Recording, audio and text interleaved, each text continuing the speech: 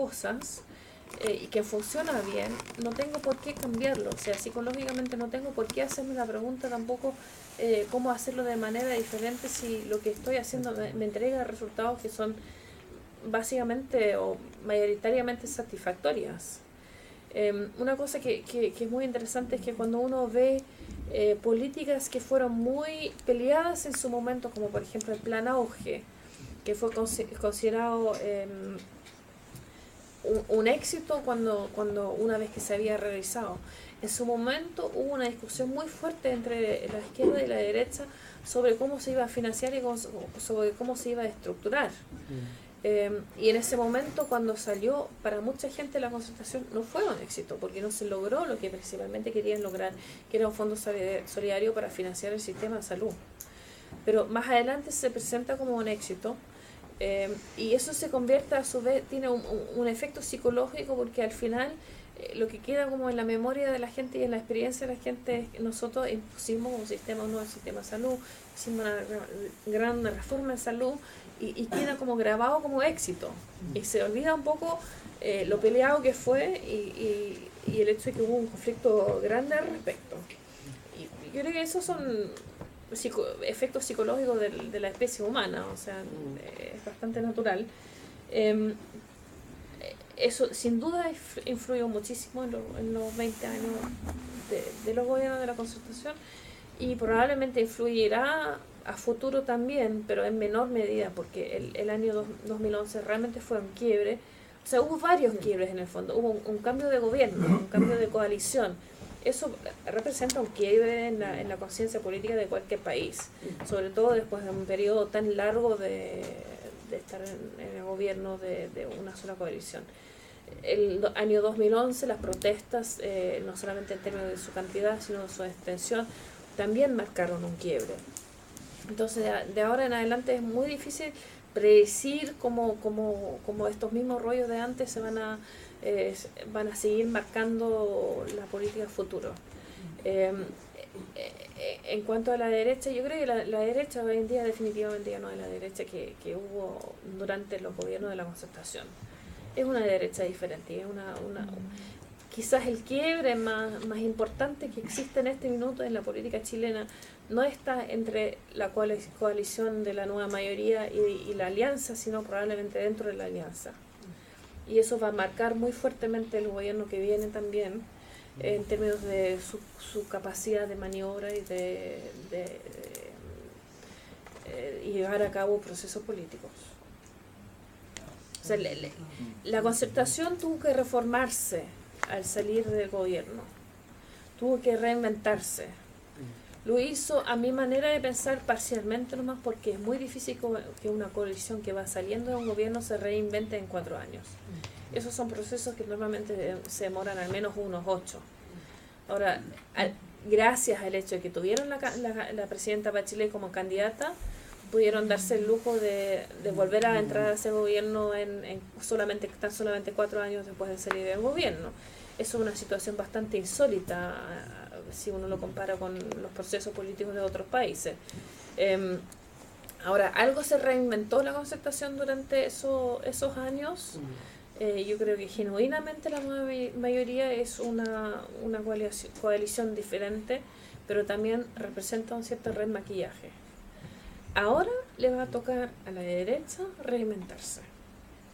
O sea, los últimos meses que han pasado con todos los conflictos que han estado explotados casi diariamente dentro de la derecha, eso va a obligar ahora a la derecha a hacer el proceso de reinvención y de restablección. De hecho, se están estableciendo movimientos nuevos, partidos nuevos dentro de la derecha.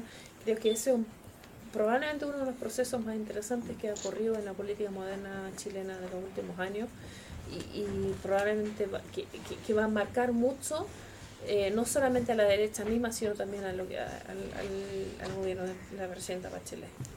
O sea, la derecha en este minuto es fascinante en términos de lo que está pasando en Chile y también en el futuro. Respondiendo a las otras preguntas, en general, la pregunta por la integración en el Cono Sur, este es un tema que es una gran deuda de todos los países del Cono Sur de hace muchos años, no es solamente un tema de Chile.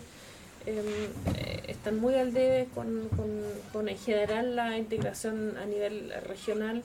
Es una desgracia que América Latina no sea más capaz de integrarse a nivel regional y que siempre tenga la mirada más hacia el norte, hacia otros países, y no tanto dentro de la región. Eso es algo que es un gran pendiente de la región, diría. Y respecto a los militares, es cierto que Chile tiene un porcentaje más alto de sus recursos fiscales que se dedican que se destinan a los servicios militares. Yo creo que eso más bien es un fenómeno histórico, que no lo veo muy en la agenda del gobierno entrante. Es una cosa que con el tiempo quizás se pueda cambiar, quizás con una reforma de la ley de Codelco, pero no es prioridad, digamos, en este minuto. Tenemos para un par de preguntas más y ahí ya tenemos. A ver, entonces si usted comienza de esos 4 y yo voy a añadir una reflexión final. Comienza. Mi pregunta es cortita, tiene relación con lo que dijo acá la compañera. Y se trata de esto de saldar las deudas. Por ejemplo, en Alemania está prohibido decir Heil Hitler. En Alemania han saldado sus deudas con el pasado. Chile no lo ha hecho. En Chile le rinden homenaje a los antiguos verdugos que hubieron.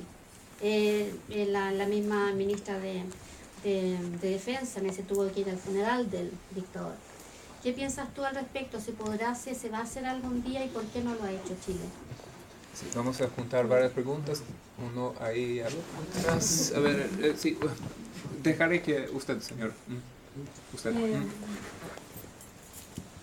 En el proceso, en la época de la concertación, yo tiene algunas respuestas sobre, no nombro en ningún momento a lo que es el proceso mapuche, la lucha del pueblo mapuche, la muerte de Matías Cartilero, que dice la presidenta Bachelet, porque usted dice que la presidenta es muy ilusionada, etcétera, etcétera.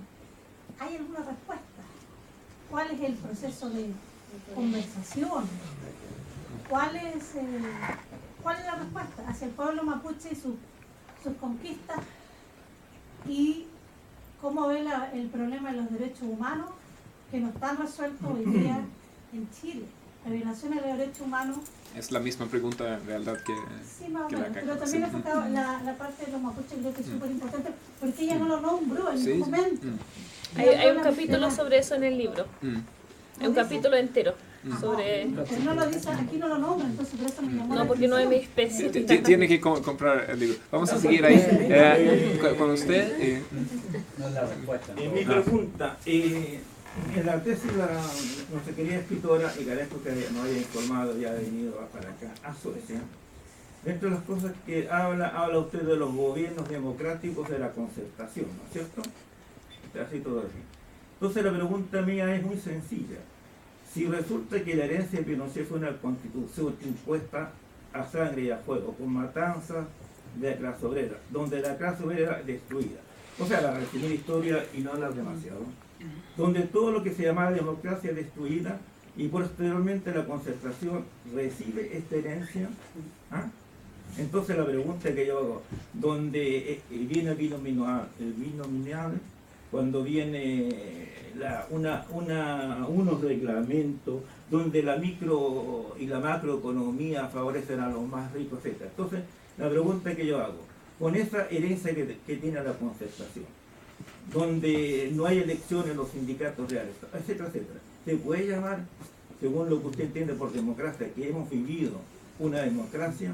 Y hago la salvedad que también por eso que nuestro futuro gobierno de la concertación o de la nueva mayoría quiere cambiar la constitución, que es básica.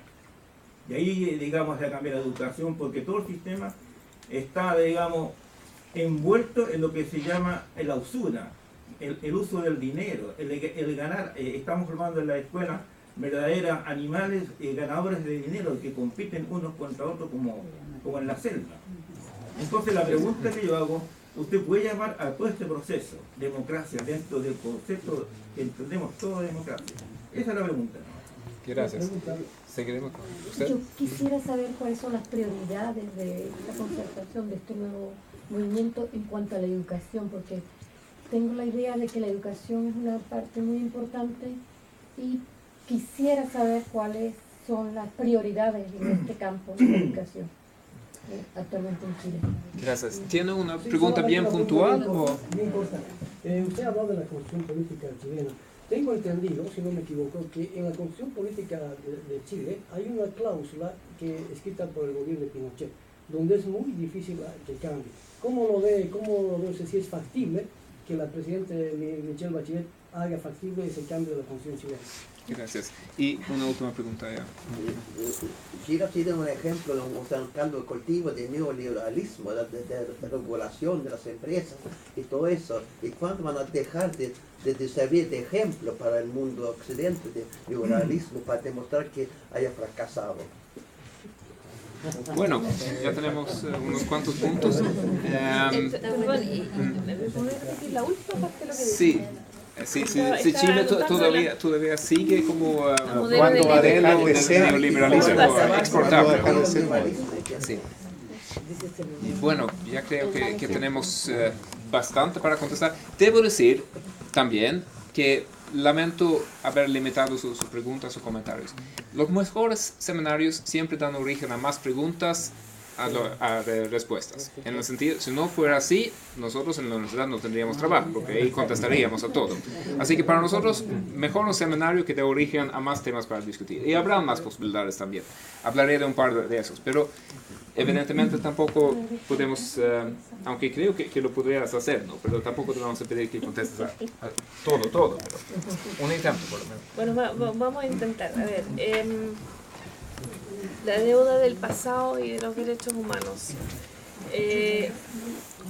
Yo creo que Chile está al debe con ese tema todavía. Es cierto que hay ciertos países que han cerrado o tratado mejor sus pasados dolorosos y que en Chile se ha sido un proceso muy largo, sin un punto final, sin término.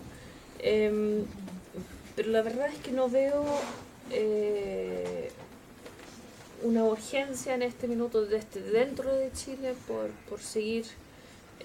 O sea, el tema sigue en este minuto, tiene con su propio ritmo y fluye solo. No es algo que está en las prioridades inmediatas. De hecho, el discurso, yo diría que si una cosa ha cambiado, pensamos, acordémonos que este es un país en el que el divorcio recién se estableció en el 2004. Hoy en día estamos hablando del acuerdo de vida de pareja en común. Eso en 10 años es un cambio muy rápido respecto a los valores y los temas que se están tratando. Y se han planteado nuevos temas en la agenda, sin necesariamente haber cerrado los temas anteriores y que siguen en pie y que siguen vigentes y que van a seguir. No veo que esto es un tema que se va a cerrar. Un poco lo mismo con el tema mapuche.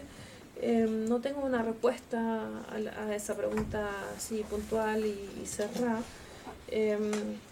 Es un tema que se va a seguir dando. En términos de derechos humanos en general, hay un entendimiento bastante limitado de lo que es derechos humanos en Chile. Precisamente por esta psicología del pasado. Cuando uno habla de derechos humanos en Chile, uno se refiere en general a la historia de la dictadura y todo lo que está asociado con ese periodo, sin necesariamente tener en cuenta que en otros países de derechos humanos se refiere a una situación mucho más amplia de temas, a una gama mucho más amplia de temas que incluyen los derechos de las minorías, los derechos de parejas homosexuales, derechos de la mujer. Hay muchos temas que en Chile todavía no voy a decir que están excluidos del debate de derechos humanos, pero que no están muy presentes tampoco, porque el tema de los derechos humanos sigue muy vinculado a la historia. Entonces eso hace que incluso el tema mapuche probablemente no se ha tratado con la misma prioridad que se le habría dado si el tema en general se entendiera de una manera más amplia.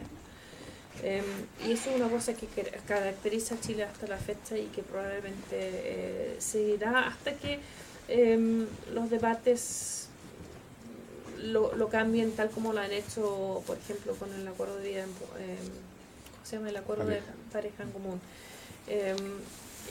A veces se dan como saltos, entonces es difícil predecir esos procesos, pero son procesos que creo que son naturales y que están en manos de cada país. ¿Se puede llamar a Chile una democracia? No me acuerdo quién lo preguntó. Yo creo que sí. O sea, la respuesta definitivamente es que sí. Si nosotros miramos América Latina, son muy pocas las democracias dentro de la región que no serían perfectibles. O sea, hay muchos países, incluso fuera de la región de América Latina, que tienen democracias que están funcionando más o menos. Yo debo confesar que mi perspectiva personal de Chile cambió bastante, y en muchos sentidos, no solamente en términos de cómo está funcionando la política, sino también la política pública, porque viví varios años en Estados Unidos y eso me hizo bastante menos crítica de Chile de lo que había sido antes, porque vivir en Estados Unidos es vivir en un país desarrollado, donde muchos derechos sociales, por ejemplo, no están garantizados, y eso hace que uno un poco menos crítica. O sea, mirar Chile desde la perspectiva de Suecia es bastante diferente que mirar a Chile desde la perspectiva de Estados Unidos. Y todas las democracias son perfectibles de alguna manera. Hay ciertos enclaves autoritarios que todavía hace que Chile es una democracia con ciertas restricciones y limitaciones, pero jamás iría diciendo que Chile no es una democracia por esas limitaciones. El binominal realimenta el sistema y sí, no sí, hace sí, sí, no, o sea, estoy 100% de acuerdo. Por eso es que se quiere perdón, para una discusión después o en el próximo seminario. Gracias. No, sí, el binominal definitivamente es una de las cosas que perfeccionar, y creo que esa es una de las preguntas que venía de otra persona también. ¿Cuál es la probabilidad de que se pueden hacer estos cambios con un futuro gobierno? Creo que son altas. Creo que no solamente por la mayoría que obtuvo la presidenta en para este gobierno, eso la apoya y la ayuda. Creo que los procesos que están ocurriendo dentro de la derecha le van a ayudar. Como dije antes, ya no es la misma derecha que antes, entonces es probable. Veo cada vez más gente que está a favor de cambios estructurales, como por ejemplo el cambio del sistema binominal. La pregunta es con qué se reemplaza. O sea, para mí la pregunta no es ¿va a haber sistema binominal en Chile en 4 años más?, sino la pregunta es ¿qué sistema electoral va a haber en vez del binominal? Y lo mismo con las otras reformas constitucionales que se han planteado. O sea, es un hecho de que se requiere una mayoría más amplia de 2/3 para hacer reformas de este tipo constitucionales. Entonces la pregunta es con qué terminamos. Respecto a las prioridades de educación, bueno, claramente la primera prioridad que se planteó en el programa es hacer que la educación sea gratuita en Chile, sobre todo a nivel universitario, lo cual requiere un esfuerzo fiscal bastante importante, que a su vez requiere por lo tanto una reforma fiscal. Ojalá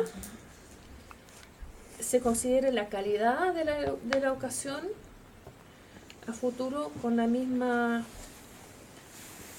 importancia que se le está dando al tema de la cobertura, sea gratuita o no.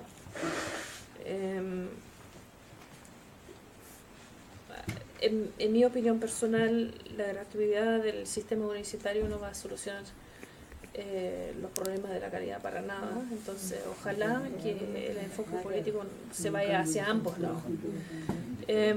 La otra prioridad que sé que es muy importante para la presidenta es todo lo que es educación preescolar. Ahí va a haber un esfuerzo importante también en ese tema, y ojalá, reitero, espero que con calidad. ¿Cuándo Chile va a dejar de ser un modelo? no en el futuro próximo. No me acuerdo quién lo preguntó. Sí, no en el futuro próximo. O sea, Chile sigue siendo modelo para la región. El capítulo económico del libro argumenta que Chile no es una economía neoliberal. ¿Desde qué punto de vista, discúlpame? Desde la perspectiva es uno de los economistas más progresistas de Chile, heterodoxos del Partido Socialista que lo escribió. ¿Quién será ese? Óscar Landerreche, hijo. Quiero que... Podría ser. ¿De acuerdo con ese capítulo? Podría ser un tema de discusión. Que no es una... O sea, que argumenta que la concertación hizo su propio modelo y que ya no es el modelo neoliberal con el que se le tilda de una manera estereotípica. Sino que es algo bastante más complejo que eso. ¿Puedo decir alguna palabra sobre perdón, podemos hablar tal vez después. Y además voy a dejarles otra posibilidad para tener esa discusión, ya no con Kirsten, pero en menos de un mes más. No, pero es que eso ya no lo sabría. Yo quería solamente decir sobre respecto al libro. Nosotros estamos discutiendo de acuerdo al libro que tú has escrito. No sé tu nombre, disculpa, yo me llamo Antonio Vidal. Kirsten. Trato de enmascarar todo el pensamiento que tú estás tratando de hacer en el libro, de todo el trayecto de la concertación. Me parece interesante, pero me parece también muy crítico, muy destructivo y no positivo. Perdón, pero yo creo que esos comentarios sobre lo positivo y lo crítico lo podemos dejar para luego. Perdona, tenemos que dejar, yo sé que... sí, exactamente, sí, por eso, todavía falta para eso, pero le pido paciencia con eso, hay mucho para discutir. Tenemos otro seminario el 10 de marzo que también trata el mismo tema de los desafíos, los retos del futuro gobierno de Michelle Bachelet. Así que te devuelvo la palabra y creo que hay un par de... el tema de las posibilidades de reforma constitucional. Lo de la Constitución lo contesté cuando dije que había que cuando se necesitaban ciertas mayorías para hacer los cambios, pero la pregunta es ¿con qué se reemplaza? Sí, exacto. Entonces, o sea, necesita un quórum para hacerlo. Entonces yo, con mi potencia de moderador, voy a hacer una última pregunta que tiene que ver sobre el libro exactamente. Y cabe subrayar que no es un libro solamente de ti, es un libro redactado en que Kirsten ha escrito varios los capítulos, pero es un libro que es bastante único en el sentido de que contiene contribuciones tanto de investigadores internacionales como de investigadores chilenos. Acá hay de universidades de Europa, de Estados Unidos, como también de la U de Chile, la Diego Portales. Y eso es una cosa bastante insólita. Yo creo que el único paralelo que a mí me ocurre fue un libro sobre la transición chilena editado por Drake y Jaksic, que se llamaba El difícil camino hacia la democracia en Chile. Eso salió hace como 20 años. Y entonces la pregunta última, que es más una meta pregunta, es ¿hasta qué punto dirías que esa mezcla de perspectivas desde adentro y desde afuera, hay una diferencia en eso? ¿Es que los investigadores extranjeros vean a Chile de una manera distinta a los que están adentro? Sí. Yo diría que la diferencia de perspectiva es que los que están afuera y sobre todo los que no han estado involucrados de alguna manera en forma directa en la política chilena tienen una perspectiva bastante más crítica. Y los que están dentro, los autores que escriben desde Chile, si bien son también críticos, tienen la experiencia muchas veces de saber lo que costó lograr lo poco que lograron. Por ejemplo, los autores del capítulo de educación son un chileno que fue parte del Ministerio de Educación, que trabajó para el Ministerio de Educación en el gobierno de Aylwin y parte del gobierno de Frey. Y el otro coautor del capítulo trabajó durante los gobiernos de Lagos y Bachelet, que es un norteamericano que se llama Gregory Lacqua, pero que vive en Chile. O sea, él combina como un poco la perspectiva de afuera por ser extranjero, pero también estuvo metido adentro.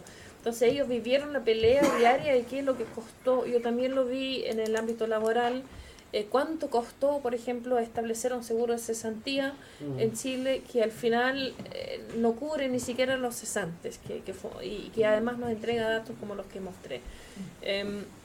Entonces, los que estamos más metidos en Chile tenemos una mejor visión de la complejidad. Es una discusión que tuve hace muy poco, muy larga y muy discutida con el presidente Lagos, porque algunas de las cosas que se escribieron en los capítulos de los autores extranjeros no le gustaron, y me preguntaba, pero ¿cómo estarían escribiendo si estuvieran escribiendo sobre sus propios países? Y le tuve que decir, bueno, ahí la crítica probablemente, sobre todo en Estados Unidos, sería aún más devastadora. Pero definitivamente los extranjeros tienen una perspectiva, yo creo, más crítica porque se lo hace más fácil. Y adicionalmente a eso se da el fenómeno académico que se van a Chile a hacer una investigación de doctorado sobre un tema y después lo van actualizando durante 20 años sin haber hecho una nueva investigación y sin haberse involucrado en el país de nuevo. Entonces eso también cambia un poco la perspectiva. Pero sí tiene una perspectiva más macro y no tan detallista. Pues muchas gracias a ustedes por